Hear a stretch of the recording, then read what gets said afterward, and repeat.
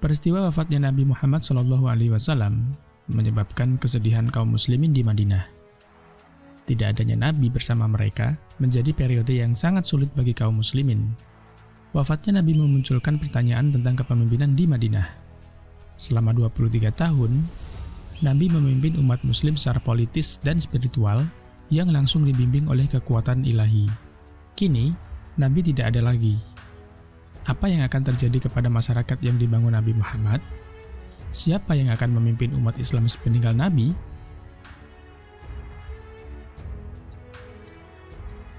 Sebelum jenazah Nabi dikuburkan, sekelompok tokoh utama dari kaum Muhajirin dan kaum Ansor berkumpul untuk menjawab pertanyaan soal kepemimpinan. Ketika itu, muncul usulan dua negara, artinya yang satu dipimpin oleh orang Ansor dan yang satu dipimpin oleh orang Muhajirin. Namun usulan ini dianggap mengancam perpecahan umat. Akhirnya, Umar bin Khattab mencalonkan Abu Bakar As-Siddiq menjadi pemimpin politik negara Islam yang berpusat di Madinah tersebut. Abu Bakar adalah pilihan tepat, sebab setelah Khadijah, dialah orang pertama yang menerima Muhammad sebagai nabi dan mengikuti ajarannya. Abu Bakar As-Siddiq mendapat gelar Khalifatur Rasul, yang artinya pengganti Rasulullah atau biasa disebut khalifah. Namun khalifah bukanlah nabi baru. Al-Quran jelas menyatakan bahwa Rasulullah Muhammad sebagai nabi terakhir dan tidak ada lagi nabi yang datang setelahnya. Tugas khalifah bertindak sebagai pemimpin politik dengan mengikuti teladan yang diberikan Nabi Muhammad saat memimpin Madinah.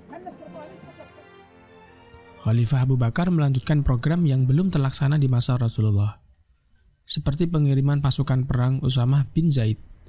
Abu Bakar tetap mengirim pasukan tersebut ke Syam bagian selatan untuk bertempur melawan Bizantium sebagai kelanjutan atas Perang Mu'tah. Ekspedisi ini menunjukkan tujuan politik umat Islam tak akan berhenti sepeninggal Nabi.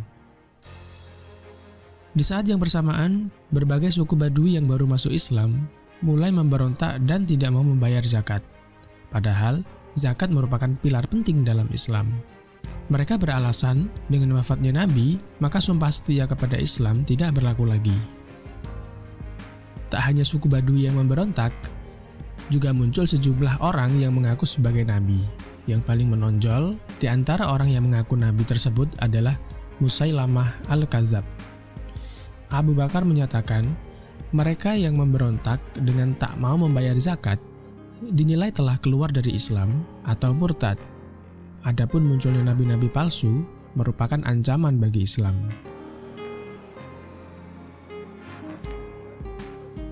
Atas kondisi ini, tindakan militer diambil Khalifah Abu Bakar As-Siddiq. Ia menunjuk Khalid bin Walid sebagai panglima pasukan yang dikirim ke bagian timur untuk memadamkan gerakan pemberontakan. Khalid bin Walid terkenal di seantero semenanjung Arab karena ia belum pernah kalah dalam pertempuran yang dilakukannya sebelum atau sesudah masuk Islam. Inilah alasan mengapa Khalid bin Walid terpilih sebagai pemimpin ekspedisi ini, karena memiliki pengalaman peperangan gurun dan mempunyai keahlian kavaleri.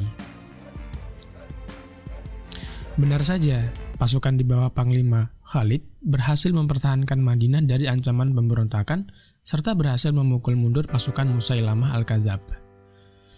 Bahkan, Musailamah sendiri terbunuh dalam peperangan yang dikenal dengan Perang Yamamah tersebut.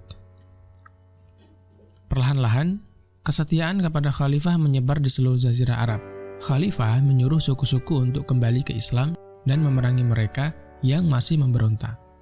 Pada tahun 633 Masehi, perang melawan kemurtadan selesai. Seluruh Arab bersatu sebagai sebuah negara Islam. Sampai di titik ini, Islam telah berhasil selamat melewati tantangan politik, menghapuskan pertanyaan tentang kesetiaan pada Islam dan pimpinan politik sepeninggal Nabi.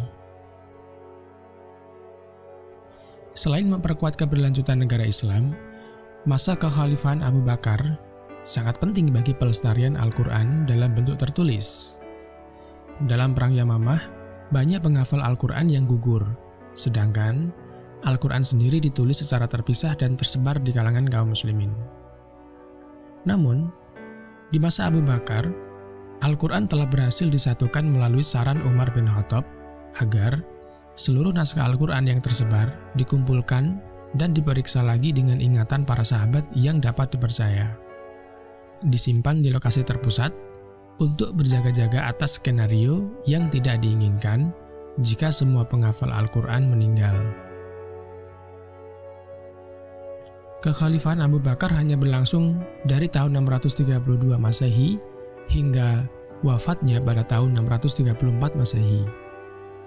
Dalam 2 tahun ini, Khalifah Abu Bakar mampu menstabilkan negara Islam sepeninggal Nabi dan melengkapinya dengan memanfaatkan melemahnya kekuatan Imperial Romawi di belahan utara. 2 tahun masa kepemimpinannya telah membuahkan teladan tentang peran khalifah dalam umat Islam dan keberlanjutan keyakinan muslimin setelah Nabi wafat. Bahkan, kepemimpinan Abu Bakar sebagai khalifah menjadi contoh bagi khalifah berikutnya. Teladan terakhir yang ditanamkan Abu Bakar adalah pemilihan penerusnya. Abu Bakar tidak menunjuk keturunan sebagai pewaris tahta kepemimpinan Madinah. Ia memilih seseorang yang ia yakini paling memenuhi syarat dan mampu memegang tugas sebagai khalifah. Pada akhir hayatnya, ia menunjuk Umar bin Khattab sebagai penerus.